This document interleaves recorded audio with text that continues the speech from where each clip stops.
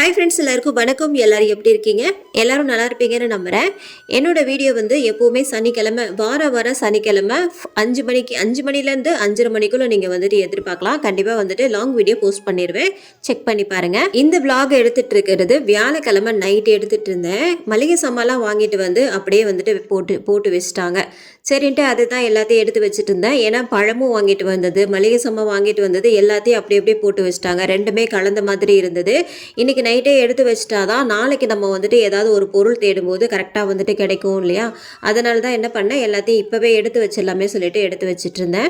இந்த இன்னொரு பெட்ரூம் பார்த்தீங்கன்னா எங்களுக்கு வந்து ஒரு ஸ்டோர் ரூம் மாதிரியே ஆயிடுச்சு. இங்கே தான் மளிகை சாமான் வைக்கிறது, அப்புறம் தேவையில்லாத ஏதாவது டூல்ஸ் வைக்கிறதா இருந்தாலும் சரி இங்கே தான் வந்துட்டு எல்லாத்தையும் வைக்கிறது. ஏன்னா இந்த ரூம் வந்துட்டு அவ்வளோவா யூஸ் பண்ண மாட்டோம் நாங்கள்.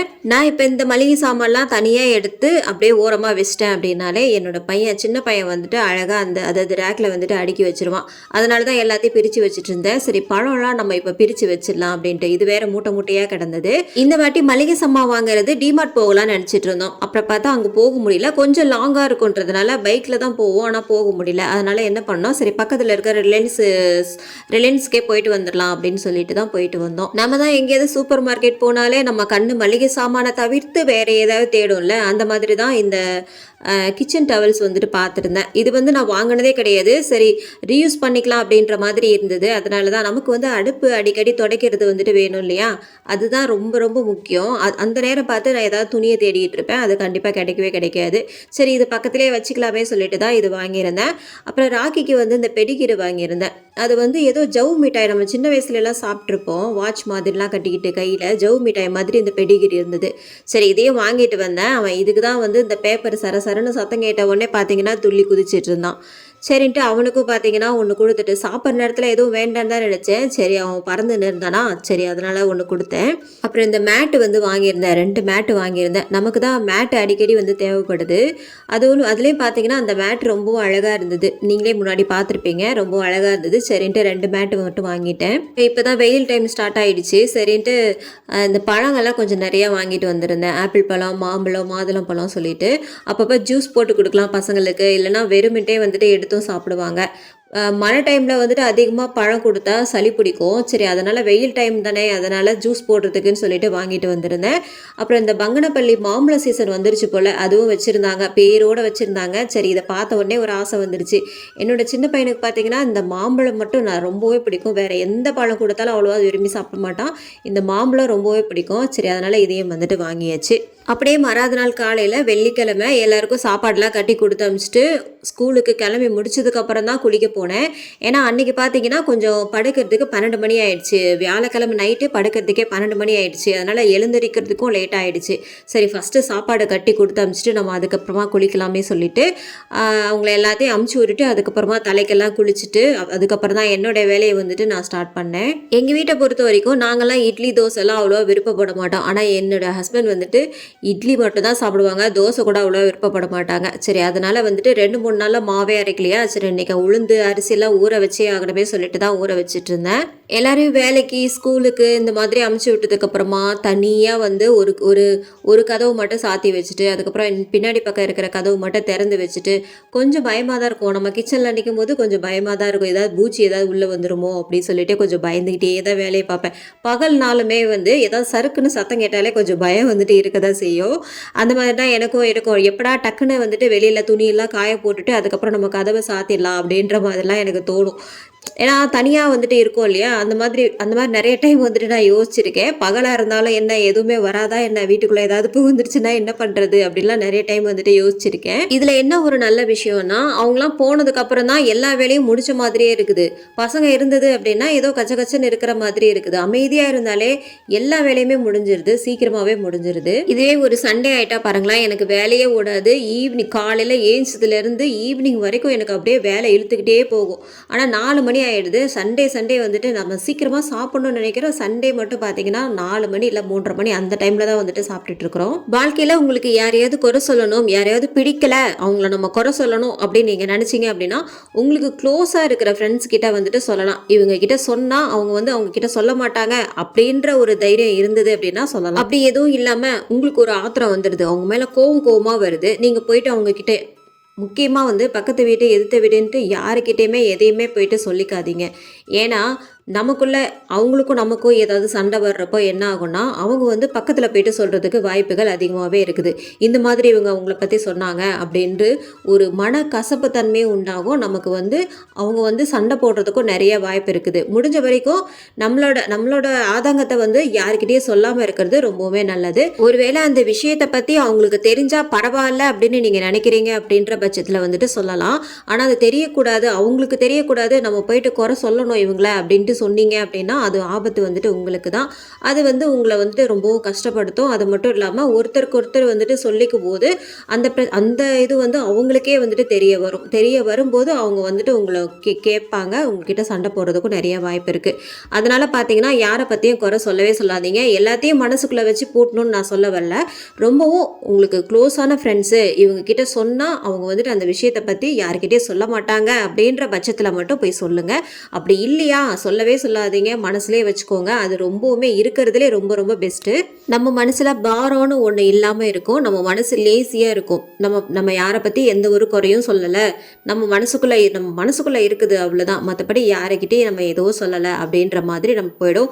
நீங்கள் அப்படியே சொல்லி பழகுனீங்கன்னா அதுவே உங்களுக்கு ஒரு பழக்கமாயிடும். நீங்கள் யாருக்கிட்டையும் போயிட்டு எந்த ஒரு குறையும் யாரை பற்றி எதுவும் சொல்லவே மாட்டீங்க. அதே மாதிரி இன்னொரு முக்கியமான விஷயம் என்னன்னா, உங்களுக்கு ஏதாவது ஒரு வேலை பண்ணணும் அப்படின்னு தோணுச்சுன்னா அதை மட்டும் நீங்கள் பண்ணிட்டு போயிட்டே இருங்க. மற்றவங்க வந்து இந்த வேலையை செஞ்சால் நம்மளை நல்லா நினைப்பாங்க, நம்மளை வந்துட்டு நல்ல ஒரு எண்ணமாக நினைப்பாங்க அப்படின்றதுக்காகலாம் நீங்கள் வந்துட்டு எந்த ஒரு வேலையும் செய்யாதீங்க. அது வந்து நீங்களாவே இருக்க முடியாது. அதனால தான் நான் சொல்கிறேன், ஃபஸ்ட்டு எல்லாருக்குமே நம்ம நல்லவங்களாம் இருக்கவே முடியாது. அதை முதல்ட்டு நினச்சி பாருங்கள். ஏன்னா ஒரு சில மனிதர்கள் எப்படின்னா நம்ம நல்லதே செஞ்சாலும் நம்மளை வந்து குறை சொல்லிக்கிட்டு தான் இருப்பாங்க. நம்மளை எப்படி வந்துட்டு நம்ம மேலே வெறுப்பை தான் காட்டுவாங்க. காரணமே இல்லாமல் நம்ம மேலே பழி சொல்லுவாங்க. அது என்ன விஷயம்னே நமக்கு வந்துட்டு தெரியாது. ஆனால் வந்து காரணமே இல்லாமல் பழி சொல்லுவாங்க. அப்பேற்பட்டவங்களுக்கு நம்ம வந்து புரிய வைக்கணுன்ற எந்த ஒரு அவசியமே கிடையாது. முதல்ல அதை புரிஞ்சுக்கோங்க. முக்கியமாக வந்து நம்ம யாருக்காகவும் எதுக்காகவும் செய்யணுன்ற அவசியமே கிடையாது. உனக்கு ஒரு விஷயம் பிடிச்சிருக்கா, அதை நல்லா சந்தோஷமாக பண்ணு. மற்றவங்க வந்து உன்னை நல்லா நினைக்கணும், நல்லா இதுவாக நினைக்கணும் அப்படின்றதுக்காகலாம் நீ பண்ணவே பண்ணாத. அது வந்து உங்களே வந்துட்டு நீங்கள் இது பண்ணிக்கிற மாதிரி. அப்போ நீங்கள் மற்றவங்களுக்காக தான் அந்த ஒரு வேலையை செய்கிற மாதிரி ஆயிடுமே தவிர உங்களுக்கு பிடிச்சு செஞ்ச மாதிரி இருக்காது. மற்றவங்க நல்லா நினைக்கணும் அப்படின்றதுக்காக பண்ணவே பண்ணாதீங்க. ஏன் திரும்ப திரும்ப இதை சொல்கிறேன்னா, நானே வந்துட்டு பல தடவை வந்துட்டு இதையெல்லாம் அனுபவிச்சிருக்கிறேன். மற்றவங்களுக்காக செய்ய போய் அவங்க வந்துட்டு நம்ம நல்லா நினைப்பாங்க அப்படின்றதுக்காக செய்ய போயிட்டு நானே நிறைய தடவை வந்துட்டு பட்டிருக்கேன். யாருக்குமே வந்துட்டு நம்ம பிடிச்ச மாதிரி இருக்கவே முடியாது. அதுவும் நிரந்தரமாக பிடிச்ச மாதிரி இருக்காது. அந்த டைமில் வேணால் அவங்களுக்கு வந்துட்டு பிடிச்சிருக்கும். அதுக்கப்புறம் வந்து என்ன பண்ணுவாங்க, ஒரு 2-3 நாள் கழித்து நம்மளை பற்றி யாருக்கிட்டையாவது போயிட்டு எதையாவது சொல்ல தான் போகிறாங்க.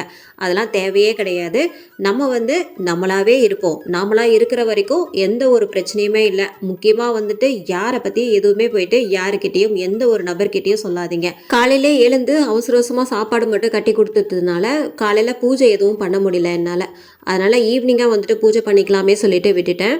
அதனால் என்ன பண்ணேன், சரி கோலம்லாம் முன்னாடியே போட்டு வச்சிட்டேன். அதெல்லாம் வந்துட்டு உங்களுக்கு காட்டல. இப்போ ஏன் கோலம் போட்டுட்ருக்கிறேன்னா, இந்த ராக்கி என்ன பண்ணால் அங்கே எங்கேயும் ஓடி ஓடி என்ன பண்ணால் அந்த கோலத்தை எல்லாத்தையும் அழிச்சு விட்டான். அதனால தான் நான் திரும்பவும் போட்டுட்டு சரி விளக்கு ஏற்றுட்டேன். நான் விளக்கு ஏற்றுற நேரம் பார்த்தீங்கன்னா 6:30 மணி ஆயிடுச்சு. ஆனால் பார்த்தீங்கன்னா 5 மணி மாதிரி நல்லா வெளிச்சமாகவே இருந்தது.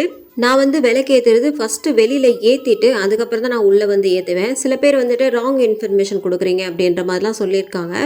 ஆனால் எனக்கு வந்துட்டு இதுதான் கரெக்டுன்னு படுது. ஏன்னா அப்போ தான் நம்ம வந்து சாமியை வெளியிலேருந்து உள்ளே கூட்டிகிட்டு வர மாதிரி அர்த்தம் அப்படின்ட்டு நிறைய பேர் சொல்லியும் நான் கேள்விப்பட்டிருக்கேன். அதனால் உள்ளே ஃபஸ்ட்டு விளக்கு ஏற்றவே மாட்டேன். வெளியில் ஃபஸ்ட்டு விளக்கு வச்சுட்டு அதுக்கப்புறம் தான் நான் வந்து உள்ளே ஏற்றுவேன். ஏன்னா எனக்கு வந்து அந்த மாதிரி தான் சொல்லி கொடுத்துருக்குறாங்க. உங்களுக்கு என்ன விருப்பமோ அதை மாதிரி நீங்கள் பண்ணிக்கோங்க.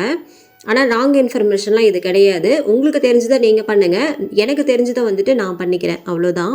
இது சமைக்கிறது, இந்த சாமி கும்பிடுறது, பூஜை பண்ணுறது, வெளியில் போயிட்டா வந்துட்டு எந்த பக்கம் வந்துட்டு போகிறது எல்லாத்தையுமே வந்துட்டு எல்லாருமே சொல்லி கொடுக்கறது இல்லைங்க. அது வந்து நம்மளாவே தெரிஞ்சுக்கிறது தான். அதனால் ஒன்றா கற்றுக்கிட்டு தான் வர முடியுமே தவிர அது என்னன்ட்டு தெரியறதுக்குள்ளே வந்துட்டு வயசு வந்துட்டு கடந்து போகுது. அதை வந்துட்டு சொல்கிறேன்ற பேரில் எல்லாருமே வந்துட்டு எல்லாரையும் வந்துட்டு குறை சொல்லாதீங்க. யாருக்குமே வந்துட்டு யாரை பற்றியும் பேசணுன்ற அந்த உரிமையே வந்துட்டு யாருக்குமே கிடையாது. ஃபஸ்ட்டு அதை முதல்ட்டு தெளிவாக தெரிஞ்சுக்கணும். இவங்கள பற்றி பேசுகிறதுக்கு முன்னாடி இவங்க கரெக்டானவங்களா, இவங்கள பற்றி என்ன தெரியும் அப்படின்றத வந்துட்டு முதல்ல தெரிஞ்சுக்கணும். தெரிஞ்சுக்கிட்டு அதுக்கப்புறமா தான் பேசணுமே தவிர கண்டபடி வந்துட்டு வாய்க்கு வந்ததெல்லாம் பேசக்கூடாது.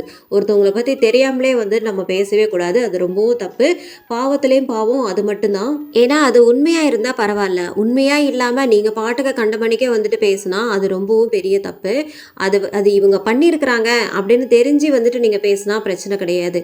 உங்களுக்கு எதுவுமே தெரியாது, இவங்க பண்ணியிருக்காங்களா இல்லையா அப்படின்னு தெரியாது, இந்த தப்பை பண்ணியிருக்காங்களான்னு தெரியாது, அது தெரியாமல் வந்துட்டு பேசுறது ரொம்பவே தப்பு. சில பேருக்கு வந்துட்டு சில பேரை பிடிக்கும், எல்லாருக்குமே வந்துட்டு நம்மளை பிடிக்கணும் அப்படின்ற அவசியம் கிடையாது இல்லையா?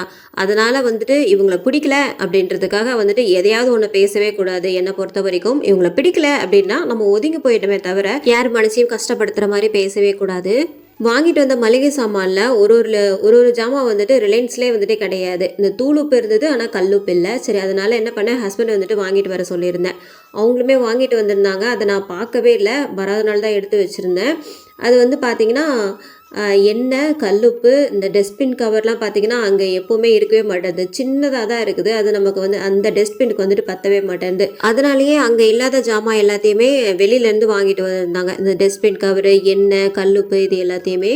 நைட்டு வந்து மாவு எதுவும் இல்லாதனால என்ன பண்ணேன், இந்த வெண்பொங்கல் பண்ணிடலாமே சொல்லிட்டு தான் பச்சரிசி வந்துட்டு ஊற வச்சுருந்தேன். 1 டம்ளர் பச்சரிசி, 1/2 டம்ளர் வந்துட்டு பாசிப்பருப்பு, இது ரெண்டுத்தையுமே நல்லா 2-3 டைம் நல்லா வாஷ் பண்ணிவிட்டு இதை வந்து ஒரு 20 நிமிஷம் போல் ஊற வச்சிடலாம். ஊற வச்சாதான் நமக்கு வந்து நல்ல ஒரு சாஃப்டாக இருக்கும் அரிசிலாம் வெந்து வர. அதனாலே பார்த்தீங்கன்னா ஒரு 20 நிமிஷம் போல் நான் ஊற வச்சுருவேன். நாங்கள் வந்து எப்போவுமே பசும்பால் தான் வாங்குவோம். அதில் கிடைக்கிற ஆடை ஏடு இருக்கு இல்லையா, அதில் வந்து என்ன பண்ணுவேன்னா ஃப்ரீசரில் ஸ்டோர் பண்ணிவிட்டு சில்லுன்னு இருக்கிற தண்ணியில் நான் பட்டர்லாம் வந்துட்டு எடுத்து அதுக்கப்புறமா நெய்லாம் ரெடி பண்ணுவேன். ஆனால் இப்போ அது கொஞ்சம் சேரலைன்றதுனால உதயகிருஷ்ணா நெய் வந்து வெளியிலேருந்து வாங்கியிருந்தேன். இது வந்து நெய் வந்து கொஞ்சமாக சேர்த்துக்கலாம் குக்கரில். அதுக்கப்புறம் நம்ம அரிசி பருப்புலாம் ஒரு 20 நிமிஷம் ஊற வச்சுருந்தோம் இல்லையா, அதையும் தண்ணியெல்லாம் வடிச்சிட்டு இதை சேர்த்துட்டு நல்லா மிக்ஸ் பண்ணிக்கணும். அந்த நெய்யோடு சேர்த்து மிக்ஸ் பண்ணிக்கணும். அதுக்கப்புறம் நம்ம எந்த டம்ளரில் அரிசி எடுத்தோமோ அதே டம்ளருக்கு நம்ம 5 டம்ளர் வந்துட்டு தண்ணி சேர்த்துக்கலாம். 5 டம்ளர் சேர்த்திங்க அப்படின்னா நல்லா குழைவாக வந்துட்டு வரும். அதனால தான் 5 டம்ளர் நான் சேர்த்துக்கிறேன். சேர்த்துட்டு இந்த பொங்கலுக்கு தேவையான உப்பும் அதிலே சேர்த்துக்கிறேன். சேர்த்துட்டு இதை வந்து நல்லா மிக்ஸ் பண்ணிவிட்டு நம்ம வந்து ஒரு 5லேருந்து 6 விசில் வரைக்கும் விட்டு எடுத்துடலாம். அதுக்கப்புறம் இந்த தேங்காய் சட்னி தான் இன்றைக்கி வந்து சாம்பார் வந்து காலையில் வச்ச சாம்பார் இருந்தது. சரி, தேங்காய் சட்னி மட்டும் அரைச்சிடலாமே சொல்லிட்டு தான் ஹஸ்பண்டை வந்துட்டு இந்த தேங்காய் மட்டும் உடச்சி கொடுங்கன்னு சொன்னேன். அவங்களும் தேங்காவை வந்துட்டு உடச்சி அழகாக சில்லு எடுத்து கொடுத்தாங்க. அதை வந்து கட் பண்ணியும் கொடுத்துட்டாங்க. சரின்ட்டு அப்போ தான் வந்துட்டு தேங்காய்லாம் வந்துட்டு அரைப்படும். நம்மக்கிட்ட வந்துட்டு இந்த துருவுற அந்த இது கிடையாது. அந்த அருவாமனையில் கூட சில பேர் துருவுவாங்க. நம்மக்கிட்ட அந்த தேங்காய் துருவுறது வந்துட்டு இல்லை. அதையும் மெனக்கிட்டு நம்மளால உட்காந்து அந்த மாதிரிலாம் பண்ண முடியாது. அதனாலே பார்த்தீங்கன்னா அப்படியே சின்னதாக கட் பண்ணி நான் தேங்காய் வந்துட்டு அரைச்சிட்டேன். தேங்காய் சட்னி அரைச்சிட்டேன். அவ்வளோதான். 5-6 விசில் வந்து நமக்கு பொங்கலுமே பார்த்தீங்கன்னா சூப்பராக ரெடி ஆகிடுச்சு. அதை வந்து அப்படியே இறக்கி வச்சுட்டு நான் வந்து தாளிக்கிறதுக்கு வந்துட்டு ரெடி பண்ணிட்டேன். இந்த தாளிப்புக்கு வந்து நெய் மட்டும் தான் சேர்ப்பேன். சில பேர் வந்துட்டு எண்ணெய் சேர்ப்பாங்க. நெய் சேர்த்துட்டு ஜீரகம், மிளகு, கருவேப்பிலை, அப்புறம் வந்து முந்திரி பருப்பு தேவையான அளவுக்கு நம்ம எவ்வளோ வேணாலும் சேர்த்துட்டு இதை வந்து நல்லா பொன்னிறமாக ஆனதுக்கப்புறமா நம்ம வச்ச பொங்கலில் வந்துட்டு சேர்த்துருங்க. சூப்பரான பொங்கல் வந்துட்டு உங்களுக்கே பார்த்தாலே தெரியும், நல்லா குலைவாக சூப்பராக வந்துருந்தது. நேற்று நைட்டு நல்ல ஒரு வெண்பொங்கலும், நல்ல சுட சுட நெய் மணக்க வெண்பொங்கலும், அப்புறம் வந்து தேங்காய் சட்னியும், காலையில் வச்ச சாம்பாரும் பார்த்தீங்கன்னா நல்ல ஒரு காம்பினேஷனாக வந்துட்டு சாப்பிட்டு முடிச்சாச்சு. சாப்பிட்டு முடிச்சுட்டு பொங்கல் சாப்பிட்டதும் வந்துட்டு எல்லாருக்கும் சொல்லவும் வேணும், எல்லாருமே போய் படுத்துட்டாங்க சீக்கிரமாக. நம்ம எப்பவும் போல் நம்மளோட வேலையை வந்துட்டு பார்க்க ஆரம்பிச்சிட்டேன். நேற்றும் பார்த்தீங்கன்னா அவ்வளோ லேட் ஆகிடுச்சு. காலையிலேருந்து வேலை செஞ்சாலும் நமக்கு வந்துட்டு நைட்டு வரைக்கும் எப்படியும் ஓயாது. இந்த பாத்திரம்லாம் அப்படியே போட்டாலும் காலையில் வந்து பார்க்குறப்போ ஒரு மாதிரியாக ஸ்மெல் வரும், ஒரே நாத்தடிக்கும். அதனாலே பார்த்தீங்கன்னா அப்போவே கழுவி முடித்து வச்சிட்டோம் அப்படின்னாலே நமக்கு எந்த ஒரு பிரச்சனையுமே இருக்காது. ஈஸியாக வந்துட்டு சமைக்கவும் முடியும் இல்லையா. காலையில் டெய்லியுமே நைட்டு நினைப்பேன், சரி எல்லாரும் 10 மணிக்கு தானே படுக்க போகிறாங்க, நம்மளும் போய்ட்டு சீக்கிரமாக போயிடலாம் அப்படின்ட்டு. ஆனால் ஒரு நாள் கூட முடிய மாட்டேன்து. எப்படி பார்த்தாலும் அவங்க படுக்க போயிடுறாங்க, தூங்குறதுக்கு போயிடுறாங்க அப்படின்னா நான் வந்துட்டு 1 மணி நேரம் கழித்து தான் வந்துட்டு போகிற மாதிரி இருக்குது. ஏன்னா அவ்வளோ வேலை வந்துட்டு இருக்குது. நம்ம வந்து கிச்சனை வந்துட்டு நல்லா நீட்டாக வச்சுட்டு போய் படுத்தா தான் நமக்கும் மனசு நிம்மதியாக இருக்கும். இல்லைனா அந்த வேலை அப்படியே இருக்குதே அப்படின்னு சொல்லிட்டு நம்ம மனசு போட்டு குழப்பிக்கிட்டே இருப்போம். காலையில் வந்து எந்திரிச்சு பார்த்தோம்னா கிச்சன் வந்து கொஞ்சம் நீட்டாக இருக்கணும். முக்கியமாக வந்துட்டு நமக்கு ஷிங்க்கு வந்து நல்லா க்ளீனாக இருக்கும்.